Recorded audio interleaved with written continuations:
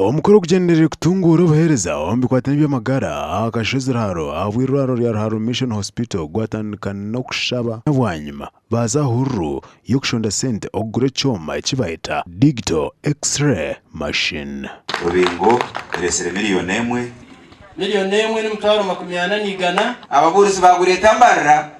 haro abajecurwa bija abashorize inkoko 3 St James Cathedral erengizemu 13 eresere miliyoni 4 n'emitwaro 42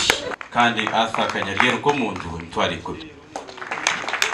abwe kanisa omberezi bwa nkole ababebembiremo omurebuzi wa katano Bishop Sheldon Mwesigwa Associate Professor omjenyi mukuru wa Balminster Chris Wariomosi yajukirwa Dr. Medad Bitekerezo ogu nuwe arikwebembera ekitongole kya National Drug Authority omuyihanga Uganda. Fred Mumuza Enfaratana Karondo Kanyangane William Enfaratana Miss Peace Yebwa Enfarasha ebyona byawa babaze kurundana million 2 n'abantu baronda million 3 izoberi haruga miliyoni 200 sura yiturkwenda kugura na Regional Referral Hospital Tebagine tubasima mwebare ubuhereza bw'irwarureri rya Ruharo simira kimwe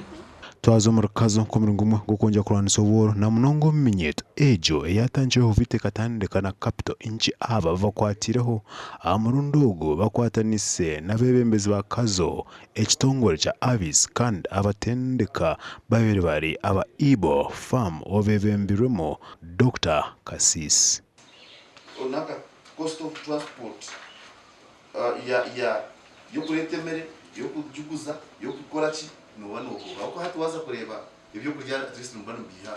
no kubagire agire kugira ki yareba nasa kujanemere twaba engaging and partners hato umuntu wabiri yashomera no kuvuga yashomije patere from Ibo Mixed Farm nawe yija twatandika kumukozesa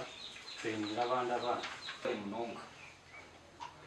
kandi abantu aba ninjiramu nabo mutwire mikono hata abantu aba baba aido bazi kumbyara bakaba redundant bakabura icyo gukora niyo mushango yo kubona ubu program age ne kwatiraho emnyet erengero mutwaro gumwe kuruga omurengerezo ebintu ebyabakwasibwa byanibaruramo million ezirengero 20 aba bagirango esteroni nartibyo garwayo bit kubara bikozese bakatunguka bongere nabo okwera endeje minyeto abwa TV West ndisenyomo Gideon.